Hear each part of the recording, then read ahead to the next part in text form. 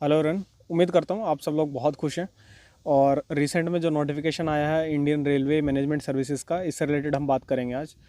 और नोटिफिकेशन में बहुत ही छोटा एक सेंटेंस दिया है जिसकी क्लैरिफिकेशन मैं आपको थोड़ा सा दे देता हूँ, ताकि मार्केट में जो बहुत सारी वीडियोज़ अभी आएंगी, बहुत सारी चीज़ें आएंगी, तो वो आप लोगों को गुमराह ना करें।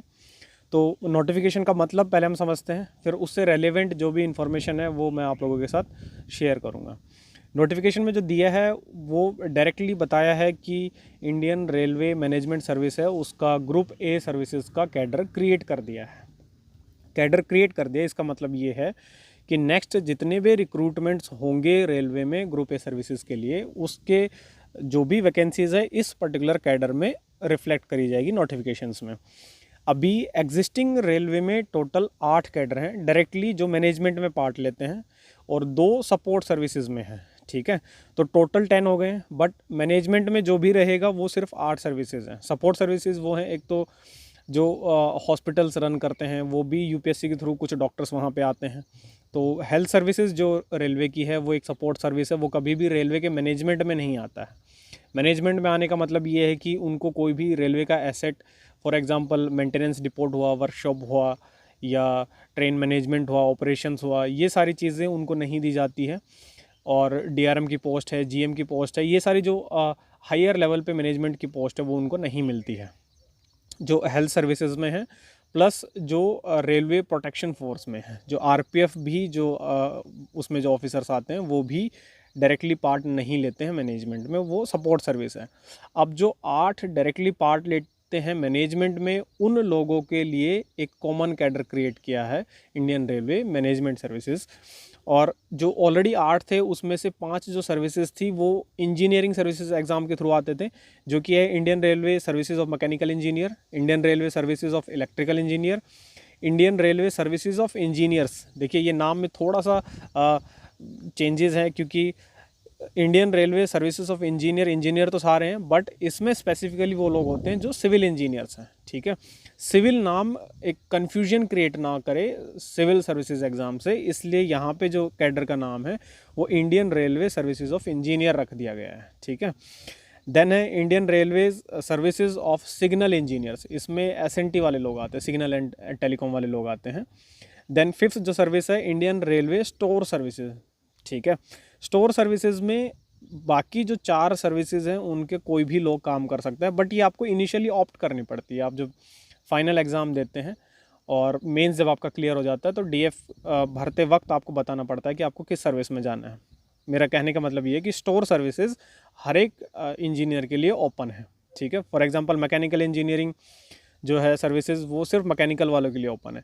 इसी टाइप से स्टोर सर्विसेज, बाकी जो 4 मैंने सर्विस की बात करी है जो इंजीनियरिंग बैकग्राउंड से है, वो सब इसमें अप्लाई कर सकते हैं डीएफ भरते वक्त। ठीक है, देन 3 सर्विसेज जो मैनेजमेंट में पार्ट लेती हैं वो आपकी हैं जो सिविल सर्विसेज के थ्रू आती हैं। ठीक है, ये सर्विसेज आपकी Indian railway traffic service, Indian railway account services and Indian railway personal services. ठीक है, तो ये जो 8 सर्विस है इनको कंबाइन करके एक कॉमन सर्विस बना दी गई है इंडियन रेलवे मैनेजमेंट सर्विसेज।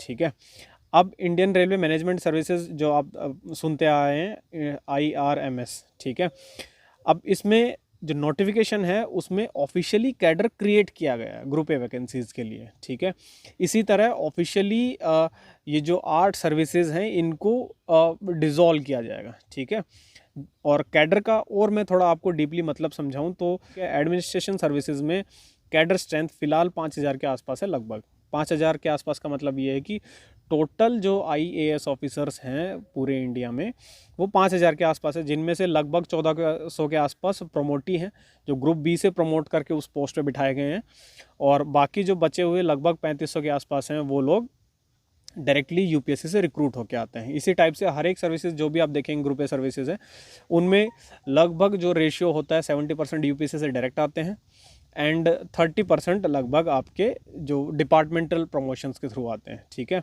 तो 5000 के आसपास टोटल IAS ऑफिसर है इंडिया में। इसी तरह से 5000 के आसपास ही आपके लगभग पुलिस सर्विसेज में हैं, और मैं मेजर सर्विसेज की बात कर रहा हूँ। अगर हम बात करते हैं इंडियन फॉरेन सर्विसेज में केवल 1000 लोग हैं, 1000 के आसपास है, प्लस माइनस 10-20 अगर आपके होंगे बस मैक्सिमम। और यही अगर मैं बात करूँ इंडियन रेवेन्यू सर्विसेज की, जो कि एक बहुत बड़ा कैडर है, उसमें लगभग 9800 के आसपास, 9900, मतलब 10,000 के आसपास आप मान लो all over India group A officers हैं। कैडर स्ट्रेंथ की मतलब ये होता है कि ग्रुप ए ऑफिसर्स कितने हैं, ठीक है। अगर रेलवे में डिपार्टमेंट मर्ज कर दिए जाते हैं अभी, जो कि डेफिनेटली बहुत कम टाइम में हो जाएंगे, और इंडियन रेलवे मैनेजमेंट सर्विस जो है उसका कैडर स्ट्रेंथ आप देखेंगे तो लगभग 16,000 के आसपास रहेगा। मतलब इंडिया में किसी भी सर्विस में इतना बड़ा कैडर स्ट्रेंथ नहीं मिलेगा। अब इसके कुछ बेनिफिट्स हैं, कुछ रिक्वायरमेंट्स हैं, और कुछ इसके ड्रॉबैक्स भी हैं। फॉर एग्जांपल अगर मैं ड्रॉबैक की बात करूं तो एरिया ऑफ अथॉरिटी और जो डिस्ट्रीब्यूशन है उसमें डिफरेंसेस आते हैं। फॉर एग्जांपल अगर मैं आईएएस या आईपीएस की किसी की बात करूं तो उसमें जो ऑल इंडिया अपना है, पूरा इंडिया का जो एरिया है, जो काम है, जो संभालना है, किसी भी डिपार्टमेंट को जो काम संभालना पड़ता है सेंट्रल सर्विसेज में, वो पूरे इंडिया का संभालना है। और वो पूरे इंडिया को कुछ पार्ट्स में डिस्ट्रीब्यूट करेंगे ताकि वो फर्दर ऑफिसर्स में डिस्ट्रीब्यूट किया जा सकते हो, और इंडिविजुअल एक ऑफिसर कोई एक पर्टिकुलर एरिया देख ले और उसकी अथॉरिटी में कोई एरिया आ जाए। अब अगर पूरे इंडिया के मैं लगभग 5,000 पार्ट्स में डिवाइड करूँ तो पूरा सारे ऑफिसर्स के बीच में डिस्ट्रीब्यूशन आ जाएगा। एक रफ मैं आपको आइडिया दे रहा हूँ, क्योंकि हायर ऑफिसर्स फील्ड जॉब नहीं करते हैं, फील्ड ऑफिसर्स कम ही होते हैं। हाँ, मेजरली फील्ड ऑफिसर होते हैं, 60-70% हर एक ऑर्गेनाइजेशन में फील्ड ऑफिसर्स होते हैं, बाकी सब डिविजनल या हेडक्वार्टर्स ऑफिसर्स होते हैं। अब अगर 5,000 लोगों के बीच में पूरा इंडिया बटा हुआ है तो देख लो एक इंसान के हिस्से में लगभग कितना अथॉरिटी एरिया आता है। वही अगर इंडियन रेलवे सर्विसेज की मैं बात करूं तो 16,000 लोगों के बीच में जब वो एरिया सिमिलर एरिया डिवाइड किया जाएगा तो एक ऑफिसर के पास लगभग कितना अथॉरिटी एरिया आएगा। इसी तरह से अगर मैं आपकी बात करूं फॉरेन सर्विसेज, चलो इंडिया डिवाइडेड नहीं है क्योंकि वो फॉरेन चीज़ों के रिलेशंस, इंडिया का जो रिप्रेजेंटेशन है फॉरेन में, वो सब उनका काम होता है। और अगर मैं बात करूं रेवेन्यू सर्विसेज की, 10,000 लोग हैं, ठीक है। तो इस टाइप से जब आप देखते हैं कि सिविल सर्विसेज के थ्रू जो लोग जा रहे हैं उनकी अथॉरिटीज़ बहुत ज़्यादा हैं, क्योंकि जो कैडर स्ट्रेंथ है वो कम है। रेलवे में लगभग वो कैडर स्ट्रेंथ 3 गुना है, इसलिए अथॉरिटीज़ जो हैं वो लगभग 1/3 हो जाती हैं। अब अगर इसी चीज़ को मैं आगे आपसे बात करूं कि ऐसा क्यों करते हैं कि कहीं कैडर स्ट्रेंथ बहुत ज़्यादा है, कहीं कैडर स्ट्रेंथ कम है। रीज़न ये है कि अगर मैं बात कर रहा हूँ कि फॉरेन सर्विसेज में सिर्फ 1,000 लोग हैं। 1,000 लोग क्यों? क्योंकि बाहर दूसरे देश में, नेशंस में जितनी भी प्लानिंग है, जो भी आपका काम कंट्री की तरफ से रहता है, वो सारा काम ईजिली मैनेज हो जाता है 1,000 लोगों में। ग्रुप ए के 1,000 लोगों में मैनेज हो जाता है। बट अगर पुलिस सर्विसेज की हम बात करें, 5,000 लोग हैं, तो इंडिया में internally law and order maintain करवाने के लिए आपको बहुत सारे ऑफिसर्स चाहिए, तो आपको 5,000 लोग चाहिए। प्लस रेलवे में जो काम है बहुत ही प्रिसाइज और टाइम बाउंड रहता है, ठीक है। और रेवेन्यू सर्विसेज में भी 10,000 का कैडर इसलिए क्योंकि काम बहुत ही टाइम बाउंड और प्रिसाइज रहता है। क्योंकि रेवेन्यू का जो काम है वो आपका कस्टम्स और इनकम टैक्स, ये सारा चीज़ें, इन सब का कलेक्शन, इन सब का वेरिफिकेशन, ये सारी चीज़ें रहती हैं जो कि टाइम बाउंड होती है, ठीक है। और गवर्नमेंट का भी बहुत प्रेशर रहता है कि एक्यूरेसी के साथ आपको बहुत सारा काम करना है, तो इसलिए कैडर स्ट्रेंथ ज़्यादा रखी जाती है ताकि हर इंसान को थोड़ा एरिया दिया जाए ताकि वो बहुत एक्यूरेसी से काम कर पाए। हाँ, एडमिनिस्ट्रेशन सर्विसेज की अगर हम बात करें तो इसमें फॉर एग्जांपल अगर मैं एक एग्जांपल लेता हूँ कि आपको अपना कोई डॉक्यूमेंटेशन बनवाना है, चाहे वो कास्ट सर्टिफिकेट है, रेजिडेंस सर्टिफिकेट है, किसी भी टाइप का सर्टिफिकेट आपको बनवाना है, तो उसमें कोई टाइम बाउंडेशंस नहीं है। आपने आज अप्लाई किया तो हो सकता है महीने भर में आए, हो सकता है 2-4 दिन में आ जाए, हो सकता है 10 दिन में आ जाए, कोई टाइम बाउंडेशन नहीं है। अगर आपका कोई एग्ज़ाम आपको जल्दी चाहिए तो आपको जल्दी नहीं मिलेगा, वो अपने प्रोसेस के हिसाब से ही चलेगा, ठीक है। बट अगर मैं रेवेन्यू सर्विसेज की बात करूं या रेलवे सर्विसेज की बात करूं तो इन पर्टिकुलर डिपार्टमेंट में फॉर एग्जांपल मेरे पास अगर कोई मेंटेनेंस के लिए कोई मेरा रेक है, पूरी ट्रेन है, तो उसका टाइम बाउंड है कि वो मेरे पास 5 घंटे के लिए ही आएगी, या कुछ रेक मेरे पास बड़े रेक हैं तो वो 6-7-8 घंटे के लिए ही आएगा, उसके बाद उसको डिस्पैच करना ही करना है, और वो भी फुल एक्यूरेसी के साथ उसका मेंटेनेंस होना है। अदरवाइज लाइन पे फेलियर होंगे तो वो हमारे लिए और ज़्यादा प्रॉब्लम क्रिएट करेगा और कस्टमर्स के लिए प्रॉब्लम क्रिएट करेगा। इसी तरह रेवेन्यू सर्विसेज में अगर टैक्स कलेक्शन डिले हो रहा है या लोग टैक्स नहीं भर रहे हैं, टाइमली सिस्टम प्रॉपर काम नहीं कर पा रहा है, स्क्रूटनी नहीं हो पा रही है, तो गवर्नमेंट के लिए वो फाइनेंशियल लॉस है, तो उनके ऊपर भी बहुत प्रेशर होता है, बहुत सारा एक्यूरेसी के साथ उनको काम करना पड़ता है। जहाँ पे टाइम बाउंडेशन आ जाती है और एक्यूरेसी आ जाती है, वहाँ पे कैडर स्ट्रेंथ बहुत बड़ी रहती है। ठीक है। तो इन फ्यूचर 6-7 महीने में जब भी आपका फाइनल ऑफिशियल नोटिफिकेशन आ जाएगा तो जो कैडर स्ट्रेंथ है वो 15-16 हज़ार के आसपास रहेगी, जो कि नियर फ्यूचर वैकेंसीज डिक्रीज़ करेंगे, उसको लगभग अगले 5-10 साल में 10,000 के आसपास कैडर स्ट्रेंथ कर देंगे। ठीक है। तो कैडर स्ट्रेंथ बढ़ा या कम होने का जो लॉजिक है वो मैंने आपको समझाया है कि क्या रहता है। इसके अलावा जो आपका डाउट रहता है कि टेक्निकल सपोर्ट कितना ज़रूरत पड़ेगी इंडियन रेलवे मैनेजमेंट सर्विसेज में, देखिए अगर मैं प्रैक्टिकल चीज़ों की बात करूं तो कोई भी सेंट्रल सर्विस है जहां पे ग्रुप ए सर्विस चाहिए, वहां पे आपको स्पेसिफिक एक्सपर्टीज़ नहीं चाहिए, वहाँ पे आपको ओवरऑल इंसान ऐसा चाहिए जो मैनेजमेंट अच्छे से कर पाए, उसके अंडर जो सबॉर्डिनेट्स हैं उनको बहुत इफेक्टिवली यूटिलाइज कर पाए, और उस पर्टिकुलर ड्यूरेशन में आपका टेक्निकली आप बहुत साउंड है या नहीं है वो ज़्यादा मैटर नहीं करता है। मैटर करता है आपकी मैनेजमेंट स्किल कैसी है, आप अपने सबॉर्डिनेट को कितना अच्छे से मैनेज कर पाएंगे, आप उनको कितना इफेक्टिवली यूटिलाइज कर पा रहे हैं, आप कितना ऑर्गेनाइजेशन के डेवलपमेंट में प्लानिंग में पार्ट ले पा रहे हैं, आप कितना इफेक्टिवली सिस्टम को इम्प्रूव कर पा रहे हैं, आप कितना effectively as a organisation as a country सोच पा रहे हैं, वो चीज़ें ज़्यादा इंपॉर्टेंट हो जाती है। अगर रेलवे सर्विसेज की मैं अगर बात करूँ तो जो टेक्निकल चीज़ें हैं वो रेलवे ने रिसेंट में जो स्टेप लिया था कि जो लेवल 7 की जॉब है, एसएससीज की जो जॉब है वो हम डायरेक्ट रिक्रूटमेंट करेंगे। अगर वो हम डायरेक्ट रिक्रूटमेंट करते हैं तो उस पर्टिकुलर केस में हमारे पास IIT, NIT, state government college और जो अच्छे स्टूडेंट्स हैं प्राइवेट कॉलेजेस के वो सब स्टूडेंट पार्टिसिपेट करेंगे एसएससी के एग्ज़ाम में। और एसएससी लेवल 7 की जो जॉब है बहुत ही अच्छी जॉब है, बहुत प्यारी जॉब है, बहुत अच्छा स्टाफ हमारे पास आता है।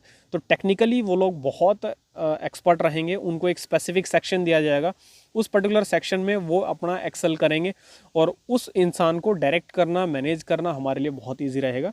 किसी भी ऐसा इंसान को जो नॉन टेक्निकल बैकग्राउंड से वो भी बहुत अच्छे से उसको मैनेज कर पाएगा। अब मान लो फॉर एग्जांपल अगर किसी भी पर्टिकुलर ग्रुप ए सर्विसेज से जो इंसान आया है रेलवे में, उसके पास 20 एसएससी हैं और 10-12 जेई हैं, इतने उसके पास लोग हैं और सारे ग्रेजुएट हैं जो कि टेक्निकल बैकग्राउंड से, तो उसको पर्सनल टेक्निकल स्किल्स की बहुत ज़्यादा ज़रूरत नहीं पड़ेगी अगर वो बहुत इफ़ेक्टिव और अच्छा मैनेजर है। ठीक है। क्योंकि एक अच्छा मैनेजर होने का पहचान होती है कि आपके पास जो अवेलेबल एसेट है in form of man power आप उनको बहुत अच्छे से यूटिलाइज़ कर पाएँ। ठीक है। तो जिनका डाउट है कि रेलवे में टेक्निकल तो चाहिए ही चाहिए, ठीक है, मैंने कमेंट्स देख रहा था कल से सोशल मीडिया पे, तो बहुत सारे लोगों के डाउट क्वेरी थे कि अगर रेलवे में टेक्निकली साउंड लोग नहीं लिए जाएंगे तो मैनेजमेंट कैसे चलेगा। तो मैं पर्सनली इस चीज़ से थोड़ा सा डिफरेंट ओपिनियन रखता हूँ कि टेक्निकल हमें अपने सबॉर्डिनेट्स चाहिए। ठीक है। खुद टेक्निकल होने का, टेक्निकल एक्सपर्टीज़ रखने का उतना बेनिफिट नहीं मिलता। मैं अपनी खुद की बात करूं तो मैंने बीआरसी का इंटरव्यू भी क्लियर किया, गेट में भी 16 रैंक लिए और यूपीएससी इंजीनियरिंग सर्विसेज में भी 61 रैंक लिए। तो मैं पर्सनली बिलीव करता हूं कि टेक्निकली मैंने अपने आप को बहुत एक्सपर्टीज़ लेवल पे मैं लेके गया था, बट उसका रिक्वायरमेंट कम है। अदर जो आपका मैनेजमेंट स्किल्स की जो रिक्वायरमेंट है वो बहुत ज़्यादा है। ठीक है। और वो मैनेजमेंट स्किल्स की जो भी रिक्वायरमेंट है ऑर्गेनाइजेशन से रिलेटेड वो ड्यूरिंग द ट्रेनिंग, जो 1.5 साल की हमारी ट्रेनिंग होती है उसमें हमें सिखा दिया जाता है। ठीक है। तो मेन जो क्वेरीज़ हैं यही थी स्टूडेंट्स की, प्लस जो मेजर जो आप लोगों को मिसगाइड लोग कर सकते हैं कि 2 महीने में, 4 महीने में नोटिफिकेशन डेफिनेटली आ जाएगा, वैकेंसीज आ जाएंगी, सिलेक्शंस हो जाएंगे, आपको यहाँ एडमिशन लेना चाहिए, यहाँ एडमिशन लेना चाहिए, हम इस चीज़ की तैयारी करवाएंगे। ठीक, आप लोग तैयारी करें, बट आप जहाँ से में ना आए, क्योंकि जिस तरह से ऑफिशियल नोटिफिकेशन आया है कि कैडर बना दिया गया है, ऐसे जो एग्जिस्टिंग 8 कैडर हैं उनको मर्ज भी ऑफिशियली किया जाएगा क्योंकि वो अभी एग्जिस्ट कर रहे हैं गैजेट ऑफ इंडिया में। सेकंड की अगर चीज़ें डिले होती हैं, ठीक है, डिले होने के कारण यही हो सकते हैं जो मैं ऑलरेडी आपको बता चुका हूँ कि इंटरनल उनका एडजस्टमेंट भी करना पड़ेगा कि 8 डिपार्टमेंट किस हिसाब से मर्ज करने हैं, सीनियरिटी किस हिसाब से रखनी है। ठीक है। और जल्दी भी आएगा क्योंकि प्रेशर बहुत ज़्यादा है, जो 19 बैच के बाद से रिक्रूटमेंट नहीं हुआ है उसकी वजह से बहुत सारी सीट्स वैकेंट चली गई हैं। मजबूरन वश रेलवे को जो डिपार्टमेंटल प्रमोशन, जो मैंने अभी आपको थोड़ी देर पहले बताया था कि लगभग 30% रहता है, 70% डायरेक्ट रिक्रूटमेंट होता है, तो जो सीट 2 साल के लिए वैकेंट थी, जो लोग नहीं रिक्रूट हुए हैं, वो सीट्स अब 100% डिपार्टमेंटल प्रमोशन से ले ली गई हैं। ठीक है, फॉर 1 ईयर, ठीक है, 1 साल की वैकेंसी इस टाइप से भर ली गई है। अब अगर जल्दी से नोटिफिकेशन आ जाता है, रिक्रूटमेंट हो जाता है, तो ये रेलवे के लिए भी बेनिफिशियल रहेगा और स्टूडेंट्स के लिए भी ऑफ कोर्स बेनिफिशियल रहेगा। हाँ, कुछ वीडियोस मैंने कुछ कमेंट्स देखे कि शायद लोगों ने आरआरबी एनटीपीसी टाइप के जो